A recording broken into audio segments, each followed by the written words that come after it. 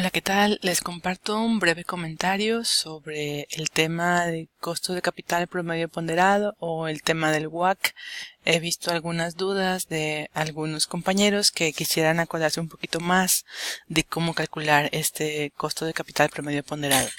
A manera de repaso, porque sé que ya todos vieron esta información en materias pasadas, voy a hacer un comentario rápido y les comparto también este Excel por si les es de utilidad para recordar los aspectos generales. Que este costo de capital promedio ponderado es el costo de las fuentes de financiamiento que tiene la empresa, las fuentes de financiamiento con las que está contando o de donde obtienen los recursos la empresa, y lo calculamos con los valores de mercado de las fuentes de financiamiento. Para una empresa que cotiza en bolsa es más sencillo tener la información de estas fuentes o de los costos de estas fuentes de financiamiento. ¿Cuál es la fórmula general del costo de capital promedio ponderado? Pues es el peso de la deuda por el costo de la deuda. Recordemos que el costo de la deuda tiene un beneficio fiscal. No voy a entrar en temas fiscales, pero en México y en la mayoría de los países se puede deducir el gasto por interés. Entonces se puede enfrentar contra los ingresos gravables que tiene una empresa. Por eso se dice que tiene un beneficio fiscal. Entonces, en el caso del costo de la deuda, multiplicamos este costo de la deuda por 1 menos t, siendo t la tasa de impuestos. Este sería el costo de la deuda. Añadimos el costo de capital preferente. ¿Cómo lo calculamos? El peso del capital preferente por el costo de capital preferente. Posteriormente calculamos el peso del capital común más el costo del capital común. Así también tenemos que considerar que, por ejemplo, si una empresa cotiza en bolsa y el costo de su deuda lo podemos calcular con el costo de los bonos que ha emitido. ¿Cómo calculamos el costo de la deuda o cómo calculamos el costo que la empresa está pagando por financiarse con bonos? Pues simplemente recordando lo que aprendimos en finanzas corporativas. El costo de la deuda es la tasa de rendimiento al vencimiento, o bien la tasa que hace que el valor presente de los pagos de cupón y el pago de valor nominal de los bonos que la empresa emitió sea igual al precio del bono. Es un poquito recordar nada más. Es la tasa de rendimiento al vencimiento, o yield to maturity, o YTM en el caso de los bonos. En el caso del capital preferente, simplemente es el dividendo pactado entre el precio de la acción. Y en el caso del capital común, es el dividendo del próximo periodo. Por eso tiene un 1, dividendo no el que se acaba de pagar, sino el siguiente dividendo, entre el precio más la tasa de crecimiento que se espera. Otra forma para calcular el costo del capital común es utilizar el modelo KPM, que viene siendo la tasa libre de riesgo más la beta, que multiplica a la prima por riesgo de mercado o el premio por riesgo de mercado. ¿Cómo lo calculamos este premio o esta prima? Simplemente la diferencia entre el rendimiento de mercado menos la tasa libre de riesgo. Este es el KPM modelo simple que vamos a utilizar para calcular el costo de capital común de una empresa. En este caso, estamos asumiendo que la empresa cotiza en la bolsa, por eso conocemos la beta de la empresa. Resumiendo un poquito, los activos de una empresa son financiados con deuda, capital preferente, capital común, y aquí podríamos añadir utilidades retenidas que se reinvierten, pero en este caso queremos calcular el costo de estas fuentes de financiamiento. ¿Cómo sería un ejemplo? Para la tarea de esta semana, ustedes ya tienen calculado el costo de la deuda, ya se los dieron. ¿Cómo se calcula el costo de la deuda? Pues simplemente calculando la tasa de rendimiento al vencimiento que vieron en finanzas corporativas. Como no estamos viendo bonos, no voy a entrar en el detalle de cómo calcular esta tasa de rendimiento al vencimiento. Pueden ver este Excel o pueden recordar la parte de finanzas corporativas. Si tienen dudas cómo calcular el rendimiento del vencimiento de un bono, me dicen y les comparto otro material sobre el tema del costo de la deuda para no hacer muy larga esta cápsula y que puedan verla. En el caso de la tarea de esta semana nos dan ya el costo de la deuda antes de impuestos. Entonces tenemos que considerar que tiene un beneficio fiscal la deuda, entonces calculamos el costo de la deuda después de impuestos, que dijimos que era el costo de la deuda por 1 menos t. Este es el costo de mi deuda después de impuestos, que es información que ya me proporcionan en la tarea de esta semana.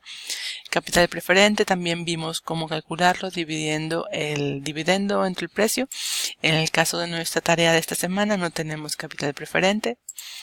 Y el costo del capital común, podemos utilizar el modelo de dividendos descontados, que también hemos estudiado, o podemos utilizar el modelo KPM para calcular el costo de capital común.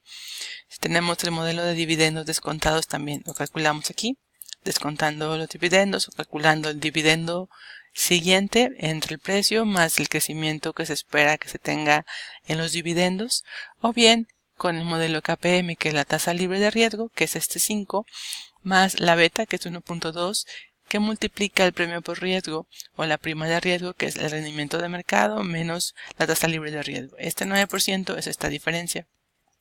Entonces, ¿cómo lo calcularíamos aquí?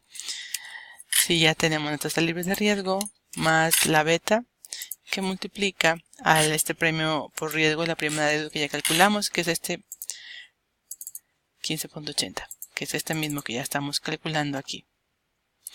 Entonces, aquí ya tenemos nuestros costos de nuestras fuentes de financiamiento. Ya tenemos lo que nos están costando los recursos de la empresa. ¿Qué hacemos para calcular el WACC? Pues tengo la deuda a largo plazo. En este caso me dicen la cantidad de bonos. Yo necesito el valor de mercado de cada una de estas fuentes. Estamos asumiendo que ya tenemos los valores de mercado y tengo cuánto es el valor de mercado de mi deuda, cuánto es el valor de mercado de mis acciones preferentes, de mis acciones comunes, del capital que yo tengo.